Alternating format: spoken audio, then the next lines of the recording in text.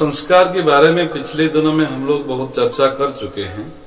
40 प्रकार के संस्कार के बारे में सबसे पहले ऋषियों ने वर्णना किया था, उसी को संक्षेप करके फिर 25 संस्कार के बारे में वर्णना किया, 25 को फिर संक्षेप करके 16 संस्कार के बारे में आज के समाज में भी हम लोग सुनते हैं। लेकिन 25 संस्कार से 16 संस्कार से अब समाज में बहुत कम संस्कार बच गए। संस्कार चाहे कुछ भी हो, संस्कार केवल कर्मकांड नहीं है। कर्मकांड के माध्यम से संस्कार को समझाने के लिए पुरोहित उपयोग करते थे। वास्तव में संस्कार केवल कर्मकांड नहीं, संस्कार स्वभाव का नाम संस्कार है।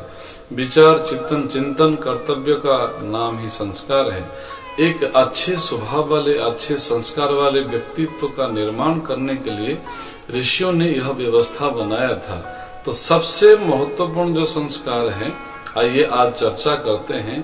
वो एक संस्कार को भी अगर समझ जाएं तो समाज को हम उत्कृष्ट बना सकते हैं।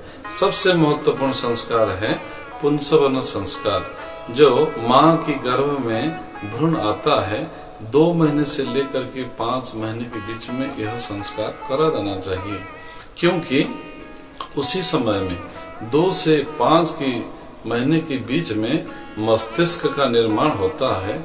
जब मस्तिष्क निर्माण होने से पहले यह बात जो माँ को समझ में आ जाएगी, माँ का विचार चिंतन स्वभाव संस्कार जैसा होगा, तो पेट के अंदर बालक का संस्कार भी वैसा ही होगा। सांचा जैसा होगा, मूर्ति भी ऐसे बनेगी। हर व्यक्ति तो चाहते हैं भगवान राम जैसे पुत्र मिले, भगवान कृष्ण जैसे पुत्र मिले, लेकिन भगवान राम जैसे पुत्र पाने के लिए हमको क्या बनना पड़ेगा? कौशल्या बनना पड़ेगा। अगर आप चाहेंगे कि हमारे छप्पर घर के ऊपर हवाई जहाज उतर जाए, वो संभव नहीं है। माँ के विचार चिंतन संस्कार जैसा होगा, ऐसा संतान ही समाज को दे सकते हैं, प्राप्त कर सकते हैं। इसीलिए वह संस्कार बहुत महत्वपूर्ण है। पुंसवन संस्कार के बारे में हमारे पुराणों में, हमारे ग्रंथों में बहुत सारे वर्णित हैं। अभिमन्यु के बारे में आप लोग जरूर सुना होगा, क्योंकि अभिमन्यु जब माँ के गर्भ में था, सुभद्रा को अर्जुन ने चक्र व्यूह भेद के बारे में बता रहे थे। जब व्यूह भेद की बात बता रहे थे तब सुभद्रा सुन रही थी। जब व्यूह से बाहर निकलने के बाद जब बता रहे थे, उस समय सुभद्रा सो गई थी। तब पेट के अंदर अभिमन्यु सुन नहीं पाया था। कहने का तात्पर्य यह है कि माँ अगर सुनती है तो पेट के अंदर बालक भी सुनता है। माँ अगर सो जाती है तो पेट के अंदर बालक सो जाता है। केवल इतना ही नहीं है, माँ अगर भोजन करती है तो पेट के अंदर बालक भी भोजन ग्रहण करता है। माँ अगर सुनती है, माँ अगर हंसती है तो पेट के अंदर बालक भी प्रसन्न रहता है। माँ अगर दुखी हो जाती है तो पेट के अंदर बालक भी दुखी हो जाता है। कहने का तात्पर्य माँ के सारे क्रियाकलाप के साथ जुड़ा रहता है। इसलिए सबसे महत्वपूर्ण बात यही है कि अगर कोई गर्भवती माताओं से मेरा निवेदन है कि अगर इस वीडियो को सुन रहे हैं, उस पीरियड में आप जैसा विचार चिंतन पोषण अपने मन मस्तिष्क को देंगे तो ऐसे ही संतान आप प्राप्त कर पाएंगे। इसीलिए हमारा चिंतन विचार संस्कारित होना चाहिए। यह अभिमन्यु की घटना के बारे में आप लोगों ने सुना होगा। और एक घटना आप लोगों ने सुना होगा, जो प्रहलाद एक राक्षस का पुत्र था। हिरण्यकशिपु का पुत्र था प्रहलाद। पिता तो राक्षस था, लेकिन पुत्र विष्णु भक्त निकला, नारायण भक्त निकला। क्यों? उसके बारे में आइए जानते हैं। जब राक्षस और देवताओं का हमेशा लड़ाई होता है, कभी कभी राक्षस भी स्वर्ग में राजा बन जाते हैं और देवता लोग वहां से अपहृत हो जाते हैं, दूर हो जाते हैं, छिप जाते हैं। जब एक बार इंद्र अपना स्वर्ग छोड़ के अलग हो गए थे, फिर समय देख करके फिर स्वर्ग के ऊपर आक्रमण किया। उस समय राक्षस नहीं था, उस हिरण्यकशिपु की पत्नी थी कयाधु उस समय में गर्भवती थी। तो उस समय में इंद्रदेव उसी को उठा के ले जा रहे थे। रास्ते में नारद जी मिल गए। नारद जी बोले कि तुम तो देवता हो, तुम राक्षस जैसे कैसे आचरण कर रहे हो? तुम्हारा अगर शत्रु है तो राक्षस तुम्हारा शत्रु है, वो जो रानी है, रानी की जो पति है, वही तुम्हारा शत्रु है, अब इसको छोड़ दीजिए। तब इंद्रदेव ने कयाधु को छोड़ दिए। उसी समय में कयाधु गर्भवती थी। उस गर्भवती जब थी उसी पीरियड में नारद जी ने कयाधु को यह संस्कार के बारे में बताया था, जो पुंसवन संस्कार।